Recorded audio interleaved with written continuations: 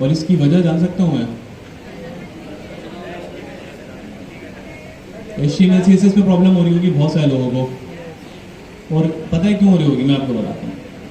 जब आप लोगों का क्वार्टर का गैप आया था तो उस वक्त आपको कहा गया था HTML CSS दिल लगा के पढ़ लें, पोर्टल पे वीडियोस थी वो नहीं पढ़ी होंगी आप लोगों ने, बहुत सारे लोगों ने नहीं पढ़ी होंगी। अगर अब आप सीनियर स्टूडेंट हैं, ठीक है, तो आप लोगों ने अपनी लाइफ में बहुत से इनिशिएटिव अब खुद लेना है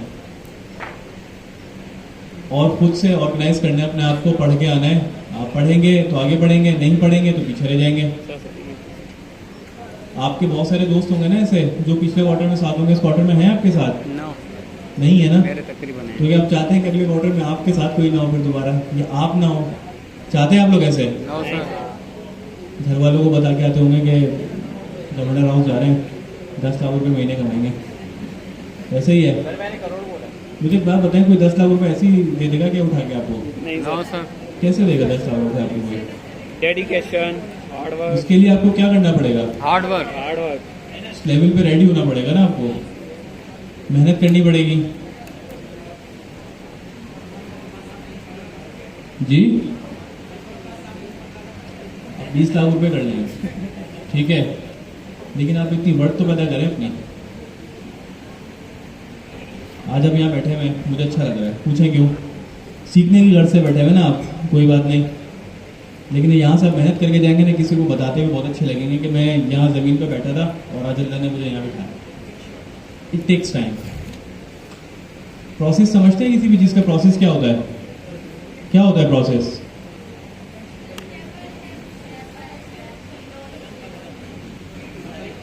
ठीक है, स्टेप बाय स्टेप हर चीज़ होती है अचीव। ऐसा तो नहीं हो सकता कि आप रात में सोएंगे सुबह आपको नेक्स्ट डे हिज हो जाएगी, ऐसा हो सकता है? No sir.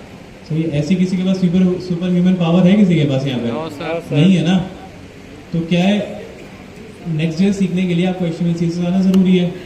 अब आपने उसकी प्रैक्टिस नहीं करी, अब आप क्लास में आप बोलेंगे सर हमें समझ में नहीं आ रहा, मिस हमें समझ में नहीं आ रहा, हम क्या करें, हम कहाँ जाएं? तो अभी भी आप लोगों के पास वक्त है, क्लास बिल्कुल अभी स्टार्ट हुई है, अपने टाइम को ऑर्गेनाइज करें, HTML CSS के जो लेक्चर्स हैं वो करें। आप लोगों की डेडिकेटेडली लास्ट क्लास भी ओवरव्यू हुआ था उसमें, उससे पहले भी 2 क्लासेस डेडिकेटेडली हुई थी, ठीक है। तो इस चीज़ को आप लोग सीरियस लें, आप लोग सीरियसली लेंगे तो हम आपकी लाइफ चेंज नहीं कर सकते, और अगर आप सीरियस लेने के लिए तैयार हैं तो हम अपना इनपुट जरूर दे सकते हैं, इंशाल्लाह आपकी लाइफ चेंज हो जाएगी इंशाल्लाह। I was one of you. 2017 में सर सैयद यूनिवर्सिटी में ऐसे ही बैठा था मैं नीचे, जब सर्जिया का एक कोर्स लॉन्च हुआ था 2017 की बात है, मैं इसी तरह से नीचे बैठा हुआ था। बहुत सारे स्टूडेंट्स ये बात जानते हैं, बहुत सारे स्टूडेंट्स ये नहीं जानते होंगे बात। उस क्लास में 400 स्टूडेंट्स थे, और 400 स्टूडेंट्स में जब टेस्ट हुआ तो आई वॉज द नंबर 1 माशाल्लाह। लेकिन वो कैसे हुआ अचीव? डेडिकेशन, मुसलसल डिसिप्लिन। फिर वहाँ से मैं एज अ टीचर सेलेक्ट हुआ, टीचर असिस्टेंट से मैं टीचर बना, फिर मैं लीड टीचर बना, और तभी से मेरी जर्नी चल रही है और चीज़ें अल्हम्दुलिल्लाह बेहतर होती चली जा रही हैं।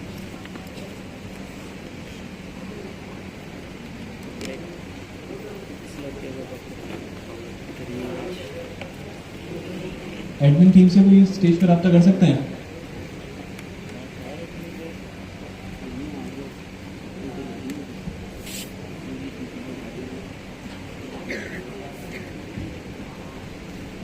HP का लैपटॉप है। यस यू, आप जो पीछे देख रही हैं, यस आपकी बात है, यस। फ्रेमवर्क को लाइब्रेरी का फर्क बताएं। नहीं पता? ठीक है, बॉयज जो हाथ उठा रहे हैं वो जो है कॉन्फिडेंट, ठीक है, जो इधर उधर देख रहे हैं हम उनको पकड़ेंगे। ब्लैक कैप NY सर, अस्सलाम वालेकुम, कैसे हैं आप? ठीक है, लाइब्रेरी फ्रेमवर्क का फर्क तो बताएं। नहीं पता आपको? लास्ट क्लास में नहीं आए थे, देखा कैसे पता लगा? फौरन देख के ही। कितने स्टूडेंट्स हैं लास्ट क्लास में नहीं आए थे? क्या बात है।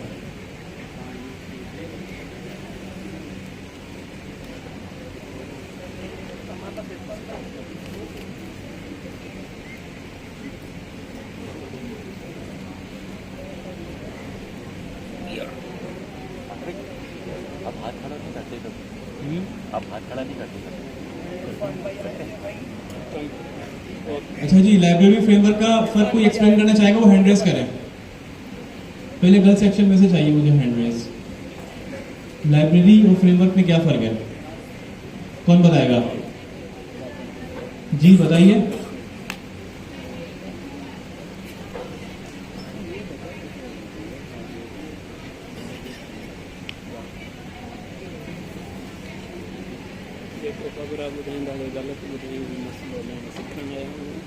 बॉयज में से कौन बताएगा, हैंड रेस करें। चलिए आप बताएं। अस्सलाम वालेकुम सर। वालेकुम सलाम। सर लाइब्रेरी और फ्रेमवर्क में ये डिफरेंस है कि जो हमारा फ्रेमवर्क होता है वो हमें ऑलरेडी मेड पहले हमें बना हुआ मिलता है किसी भी चीज़ से। जैसे हम घर बनवा रहे हैं, हमें काफ़ी ऐसी चीज़ें होती हैं जो बने हुए मिलते हैं, और काफ़ी ऐसी चीज़ें होती हैं जो हमें बने हुए नहीं मिलते, उनका हम ऑर्डर देते हैं।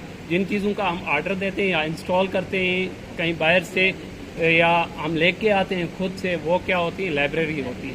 ठीक है, दोनों ने सही जवाब दिया टेक्निकली, और इनके लिए क्लैप कर दें पहले प्लीज। अब मैं आपको बिल्कुल सादी जबान में लाइब्रेरी फ्रेमवर्क का फर्क समझाता हूँ। हाउ मेनी ऑफ यू, आप में से कितने लोग हैं जो कुकिंग करते हैं? कुकिंग बॉयज में से कुकिंग नहीं करते आप लोग? करते हैं सर। नाक कटवा दिया आप लोगों ने। कुकिंग नहीं आती भाई? चाय बना अंडा ले। बॉयल करना आता है? आता है, ठीक है। कपड़े भी धोते हैं अपने? सही है। सर ये तो डांस भी कर लेते, सब कुछ करते हैं। ये चले। कुछ भी ये तो कुछ भी कर लेते हैं। देखें, बिरयानी सबको पसंद है? Yes sir. कोई ऐसा तो नहीं है जो बोले मुझे बिरयानी पसंद नहीं है। No sir. अगर कोई ऐसा है तो बता दें। हाँ, क्लास से बाहर जा सकता है। भाई बिरयानी कराची में रहते हैं, बिरयानी पसंद नहीं है, ऐसे कैसे हो सकता है?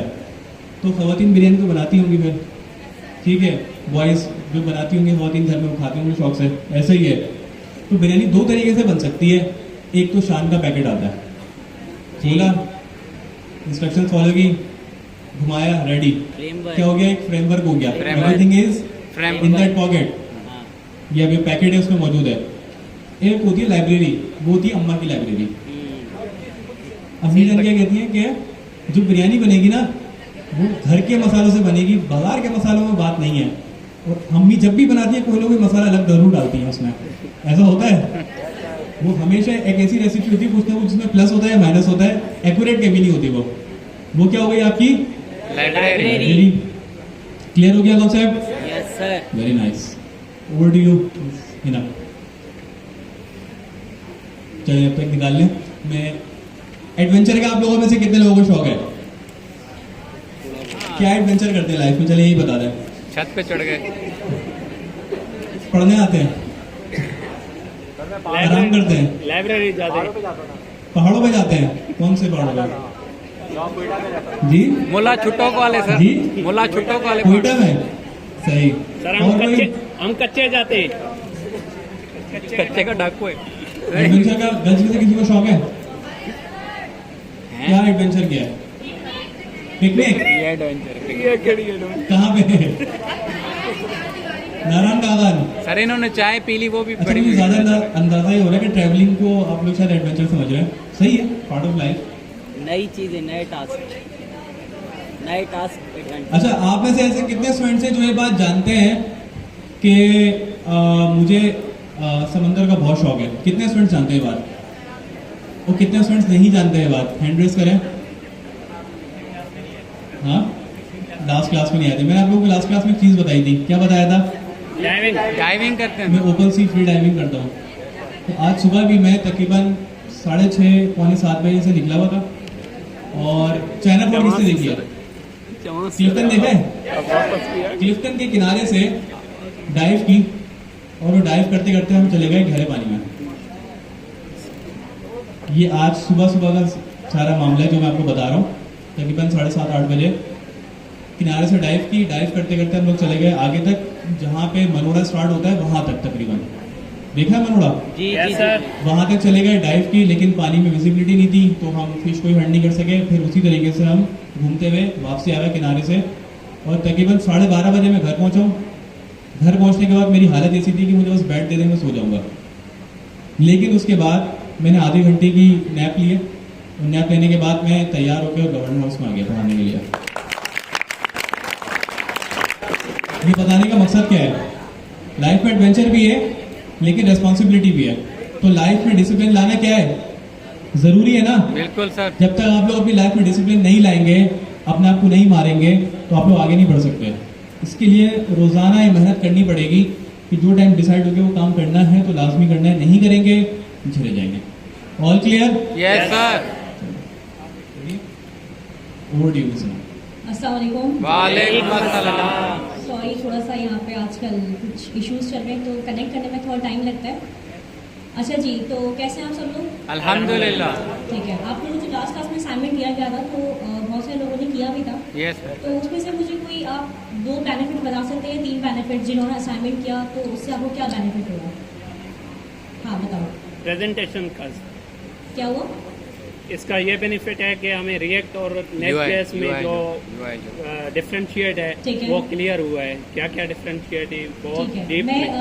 असाइनमेंट वो वाली बात नहीं करी, मैं टू डू लिस्ट की बात कर रही हूँ। टू डू लिस्ट में हमने जो इंपोर्ट करने होते हैं भाई, बटन में कैसे हम अपने यूज इफेक्ट्स इस्तेमाल कर सकते ठीक है, हैं। ये हुक्स कैसे यूज करते हैं आपको वो समझ में आ गया। जी मैम। देखिए, आप लोगों को बताया गया था लास्ट क्लास में कि जो जावास्क्रिप्ट है उसके ऊपर क्या है आपकी लाइब्रेरी रिएक्ट JS। जी, जावास्क्रिप्ट पर क्या है? React। रिएक्ट। और रिएक्ट के ऊपर क्या है? Next.js। Next.js है। तो ये नहीं कि जो हमारे प्री रिक्विजिट्स हैं वो क्या है, Next.js के क्या आना चाहिए आपको? रिएक्ट क्या क्या आना चाहिए आपको?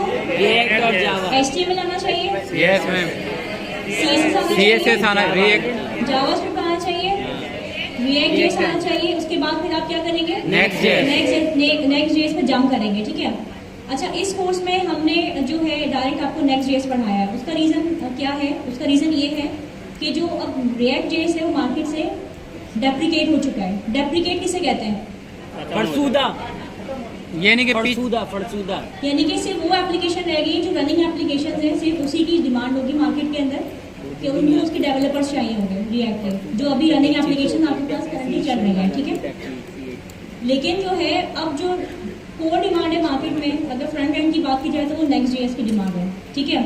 अच्छा, हम लोगों ने क्या किया, आज हमारी 4th क्लास है, यानी कि आज हमारा 1 मंथ कंप्लीट हो जाएगा यहाँ पे। तो फर्स्ट क्लास में हमने HTML कोर कवर किया, सेकेंड क्लास में हमने CSS कोर कवर किया, थर्ड क्लास में हमने क्या कवर किया?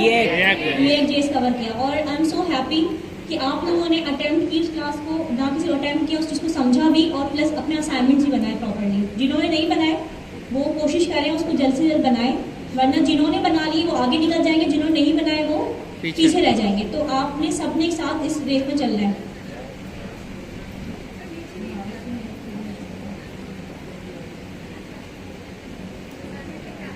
असाइनमेंट के चलो आप लोगों को हफ्ते भर टाइम पास करना है, असाइनमेंट दे देते हैं, ऐसा नहीं है। असाइनमेंट की जो है एक रिक्वायरमेंट है जो कि आप लोगों को क्या करनी है, पूरी करनी है उस रिक्वायरमेंट को। ठीक है। तो इसमें जो है आप लोगों का ही बेनिफिट है, हमारा तो कोई बेनिफिट नहीं है इसके अंदर। अच्छा जी, तो जब अब तक हमने तमाम चीज़ें पढ़ ली, अब हम आज पढ़ेंगे Next.js। ठीक है। प्लीज़ बेयर विथ मी, थोड़ा सा इंटरनेट का इशू है यहाँ पे।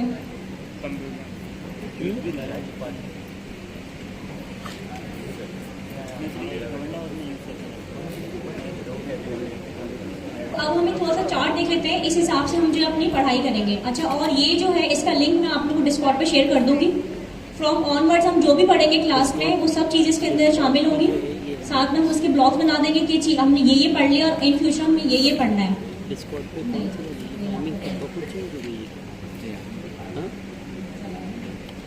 ठीक है। तो सबसे पहले हमने पढ़ लिया React.js क्या है, React.js क्यों है। अब हम पढ़ेंगे Next.js क्या है। तो अब आप मुझे बताएं थोड़ा सा कि आपके माइंड में क्या है Next.js के हवाले से, क्योंकि मैंने असाइनमेंट्स वगैरह भी दिए हुए थे आपको बनाने के, तो कहीं ना कहीं आपके माइंड में Next.js की कोई ना कोई डेफिनेशन तो है। तो कौन मुझे बताएगा Next.js के बारे में कि Next.js क्या है, व्हाट इज Next.js? जी बताइए।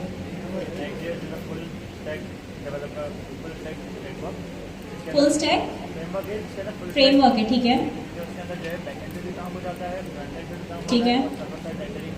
साथ साथ में सर्वर साइड रेंडरिंग भी होती है। ठीक है। अच्छा, इन्होंने ये बताया कि जो Next.js है आपकी फुल स्टैक क्या है फुल स्टैक फुल स्टैक है। फ्रेमवर्क है हमारे पास, ठीक है।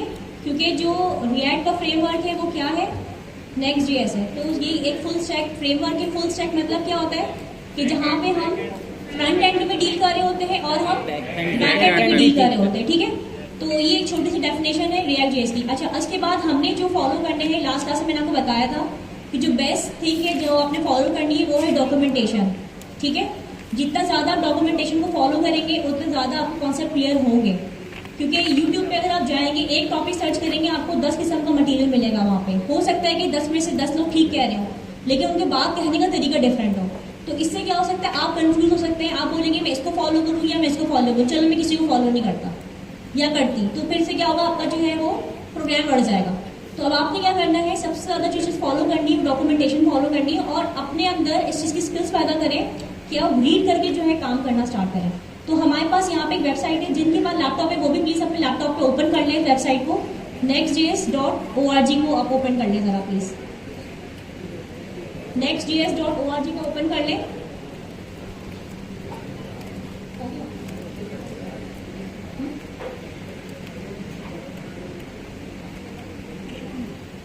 .org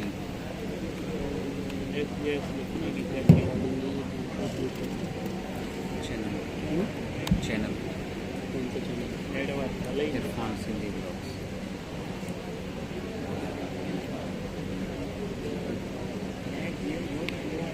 मैम के प्रेजेंटेशन आएगा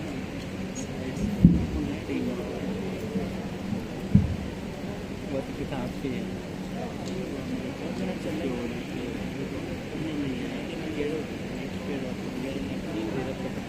nextjs.org खोलिए। Yes ma'am. नेट नहीं चल रहा, वो मोबाइल में खोल लें, मोबाइल में खुल सकता है आप लोग के, मोबाइल में ओपन कर लें आप लोग। हमने खोल लिया है मैडम। आपके पास अपना डेटा तो होगा ना मोबाइल पे? यस सर, अपना डेटा, सेव सबका कर लीजिए। डेटा उसका बेटा।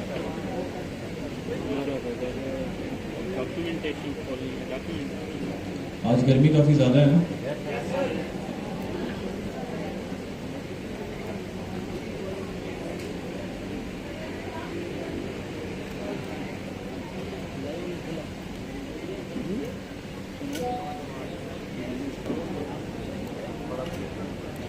मैंने टू बनाया है, लेकिन क्या बनाएंगे। जी सिस्टम में सबके पास नेक्स्ट जेएस ओपन हो गया? Yes ma'am.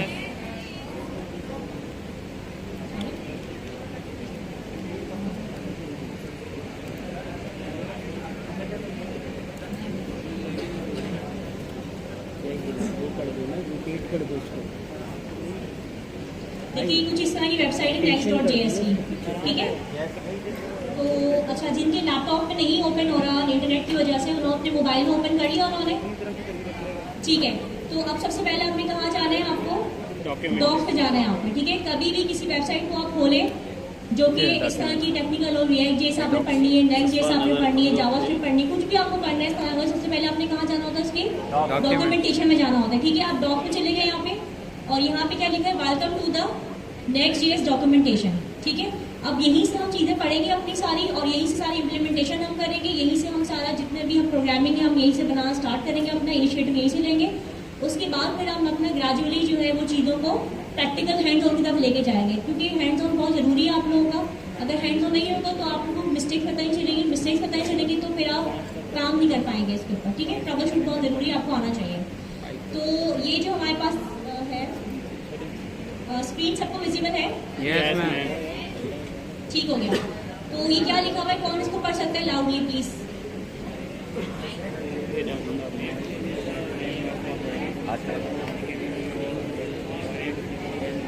ठीक है, मैं आपको बताता हूँ। इसमें सबसे पहली लाइन पे लिखा हुआ है next JS is a react framework. ये वही बात है जो हम पहली क्लास से करते हुए आ रहे हैं आपसे, और लास्ट क्लास में बहुत तफसीली हमने डिस्कस किया था रिएक्ट। उसका रीज़न यही था पूरी क्लास को डेडिकेट करने का कि आप लोगों को जो है रिएक्ट पता चल जाए, तो आपकी नेक्स्ट जो है बहुत ज़्यादा कन्वीनियंट और बहुत ईजी हो जाएगी फिर, ठीक है। For building full stack web application, अभी हमने पढ़ा था फुल स्टैक का वर्ड किसी ने यहाँ पे यूज़ किया था। फुल स्टैक का मतलब क्या होता है आपके पास, जो बैकएंड पे भी, जो बैकएंड और फ्रंट एंड और बैकएंड दोनों में काम करना। दोनों में काम। देखिए किसी भी चीज़ कोई आती है ना, अगर तो यकीन उसके बैकग्राउंड में कुछ नीड होगी तभी एक नई चीज़ या नया वर्जन आता है, ठीक है। अगर रिएक्ट हमारे पास बहुत अच्छी चल रही थी, जो कि सबसे अच्छी जो बात थी रिएक्ट जेएस की वो क्या थी, वो सिंगल पेज एप्लीकेशन थी। सर ने आपको बहुत अच्छी एग्जांपल बताई थी लास्ट क्लास में, सिंगल पेज एप्लीकेशन किस तरह की होती है, वो क्यों ज़्यादा इतनी पॉपुलर हो गई थी मार्केट के अंदर, ठीक है। तो अब जब एक चीज़ जो कि इतना अच्छा फीचर है सिंगल पेज एप्लीकेशन का, लेकिन फिर भी उनको रिएक्ट नेक्स्ट बनाने की जरूरत पड़ी, तो उसके पीछे रीज़न क्या था कि जो काम हम रिएक्ट में नहीं कर पा रहे थे, जो प्रॉब्लम फेस कर पा रहे थे, वो प्रॉब्लम हमने नेक्स्ट में जाकर उसको सॉर्ट आउट कर लिया। मीन्स के जो आपकी रिएक्ट होती है वो क्या करती है, क्लाइंट साइड रेंडरिंग होती है आपकी। रिएक्ट क्या काम करती है, कैसे काम करती है, क्लाइंट साइड रेंडरिंग होती है। क्लाइंट साइड रेंडरिंग में क्या होता है कि आपको वेट करना पड़ता है, जो लेटेंसी पीरियड होता है आपका वो आपका थोड़ा डिले हो जाता है, जिसकी वजह से यूजर को जो है वो वाला जो एक एक्सपोजर होता है वो मिल नहीं पाता, ठीक है। जिसकी वजह से जो है प्रॉब्लम्स क्रिएट हो रही थी। एक तो सबसे पहले प्रॉब्लम ये हल किया इन्होंने कि इसके अंदर इन्होंने क्या किया कि 2 फीचर्स हमें ऐसे इंट्रोड्यूस कराए जो अभी हम आगे मजीद बहुत तफसील से पढ़ेंगे, वो मैं सर से भी रिक्वेस्ट करूंगी मजीद वो अपना इनपुट भी देंगे इसके ऊपर। जो मेन रीजन थे वो कहता कि एक जो है ये सर्वर साइड रेंडरिंग होती है। क्या होती है ये, सर्वर साइड क्या होता है, सर्वर साइड जिसपे आप अपना डाटा रख रहे हैं सर्वर के ऊपर, सर्वर साइड रेंडरिंग होती है। दूसरा क्या होता है इसका मेन फीचर जिसके से बहुत पॉपुलर है, क्लाइंट साइड नहीं है, क्लाइंट साइड रिएक्ट, ये है स्टैटिक साइड जनरेशन, SSG कहते हैं इसको, ठीक है। तो ये इसकी एक बहुत मेन फीचर है जिसकी वजह से ये बहुत ज्यादा पॉपुलर मार्केट में। तीसरा क्या चीज थी कि सर ने आपको बहुत अच्छी चीज दिखाई थी लास्ट दराज और पीके में, जब हमने Ctrl+U किया था तो आपको जब उन्होंने फाइल दिखाई थी HTML की, तो उसमें हमारे पास कोड नहीं आ रहा था सारा, ऐसे ही है, याद है आप लोग? Yes ma'am.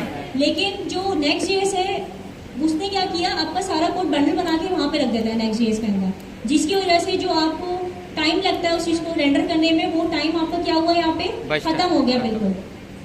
अंडरस्टैंड आप लोग कर रहे हैं इस चीज को? कि क्या क्या रीजन थे। इसके अलावा SEO, जो मेन सबसे बड़ी बात थी SEO की, कि देखिए आप एक बिजनेस स्टार्ट कर रहे हैं, ठीक है, आपको क्या चाहिए, लीड्स चाहिए बिजनेस के ऊपर, बट अगर आपके बिजनेस में लीड्स ही नहीं आ रही, गूगल आपको रैंक ही नहीं कर पा रहा। गूगल क्यों रैंक नहीं कर पा रहा, क्योंकि वो क्लाइंट साइड रेंडरिंग है, क्लाइंट साइड रेंडरिंग को गूगल रैंक नहीं करता, ठीक है।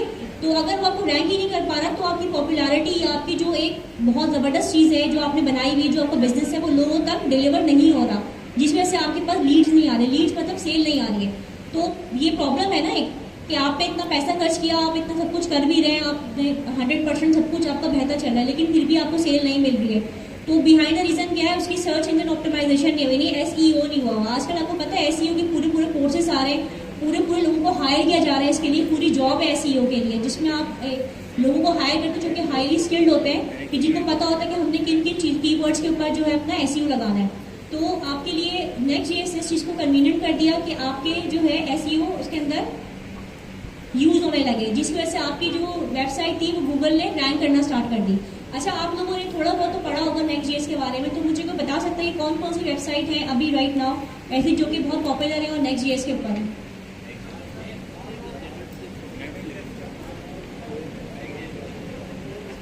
बताइए। कोई ऐसी वेबसाइट बताए जो कि Next.js के ऊपर चल रही है, क्योंकि देखिए अब Next.js इतना फेम अगर है Next.js को, तो ये नहीं कोई बड़ी कंपनीज भी काम कर रही होंगी इनके साथ।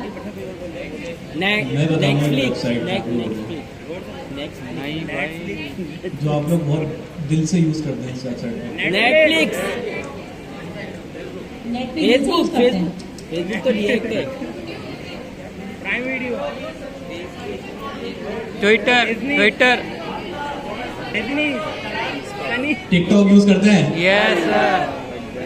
बहुत सारे लोग करते होंगे, मुझे पता है। छोटे छोटे टिकटॉकर्स हैं हमारे पास, बहुत सारे टिकटॉकर्स भी होंगे इस क्लास में ना। टिकटॉक की जो वेब एप्लीकेशन है वो Next.js पे बनी हुई है।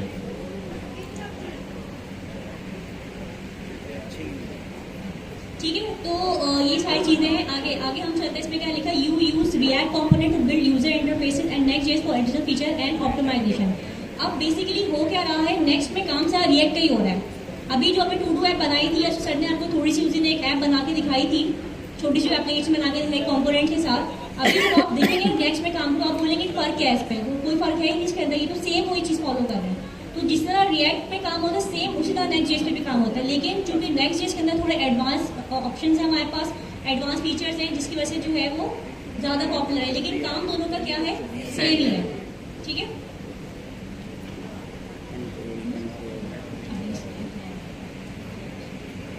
अच्छा, इसके अलावा उसमें लिखे under the hood. Under the hood मतलब क्या है? One window.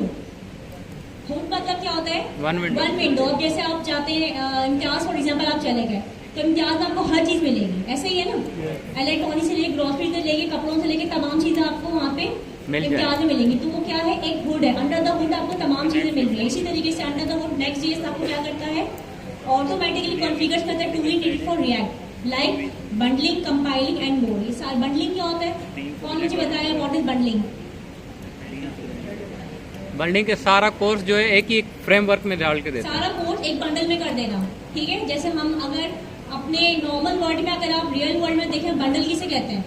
Punch of anything. Bunch of कोई भी चीज है, जैसे बंच ऑफ क्लोथ्स आप कह ले, साथ में आपने बहुत सारे कपड़े रख के उसको पैक कर दिया, बंडल बन गया आपके क्लोथ्स का, ऐसे ही है ना? Yes. तो क्या करता है आपको बंडलिंग के अंदर कॉन्फ़िगर में नीड होता है आपको compiling on board. This allow you to focus on building your application instead of spending with time with configuration. अच्छा, अब इसमें क्या होता है? इसमें बहुत सारी चीजें ना ऑटोमेटिकली हो रही होती है नेक्स्ट जेएस में, तो इसमें आपको जरूरत नहीं होती बहुत ज्यादा फोकस करने की कि जी हम जाके अब इंडेक्स पेज में कुछ बनाया, अब यहाँ जाके कुछ बनाए, तो उसमें जरूरत नहीं होती है। इसमें आपको क्या काम करना है? फोकस करना है अपने कोड के ऊपर खाली आपने, बाकी एप्लीकेशन जो है वो ऑटोमेटिकली काम कर रही होती है। अब जैसे इसके अंदर जो एक इनबिल्ट चीज है इसके अंदर नेक्स्ट जेएस के अंदर, वो क्या है? 404 का एरर है। अगर हम देखें जब हम जावास्क्रिप्ट में काम करते हैं या रिएक्ट में काम करते हैं तो वहाँ पे 404 का एरर नहीं आता, लेकिन यहाँ पे अगर हम देखेंगे ना, मैं आपको दिखाऊंगी प्रैक्टिकली कि ये बिल्ट इन है। आपको जरूरत नहीं है कि आप पूरी प्रोग्रामिंग करें, पूरा कोड लिखेंगे जिसकी वजह से जो है आपको गेट हो 404 का एरर, 404 का एरर जो आता है कि कोई चीज़ अगर मिलती नहीं है सर्वर को, तो तब 404 का एरर आता है। उसके लिए बाकायदा पूरी कोडिंग की जाती है, पूरा जो है लिखा जाता है कोड, लेकिन हमारे पास इन बिल्ट है यहाँ पे, हमें जरूरत नहीं है इसे कोड करने की। ये ऑटोमेटिकली क्या करता है? अगर से कोई चीज़ नहीं मिलती है तो वो क्या करता है? आपको 404 का एरर खुद ब खुद ऑटोमेटिकली सामने देता है, ठीक है? ये मैं अभी आपको दिखाऊंगी जब हम इसको प्रैक्टिकली काम करके देखेंगे तो, ठीक है? अच्छा, इससे कुछ मेन फीचर्स है, ये आप लोगों ने बिल्कुल समझे कि जिन लड़कियों को दुपट्टे पल्लू में बांध लें और जो मर्द हज़ाद हैं वो कहीं पे और पे बांध लें इसको, कि ये जो मेन फीचर्स है हमेशा याद रखिएगा, इंटरव्यू में क्वेश्चन से मेन फीचर से रिलेटेड ही आते हैं आपके पास, ठीक है? अब इनके मेन फीचर्स में क्या क्या है जरा मिलकर पढ़िएगा आप लोग। Routing, rendering, data fetching, data fetching है, स्टाइलिंग, है, ऑप्टिमाइजेशन, ऑप्टिमाइजेशन है, type script. Type script. Wow, type script तो सुना लग रहा है। जी ऐसे जी, ही है। ये जी देखा हुआ है। पढ़ा भी लग रहा है। जी चलो, ये मजा आ गया ना आप लोग, अभी ताज़ा टाइप स्क्रिप्ट पढ़ा है आप लोगों ने, तो टाइप स्क्रिप्ट में इतनी मेहनत नहीं करनी पड़ेगी आप लोगों को, ऐसे ही है ना? किस चीज़ को याद है टाइप स्क्रिप्ट? हमें हमें याद। मैं सर को बोलूँ सवाल करें एक दो। हाँ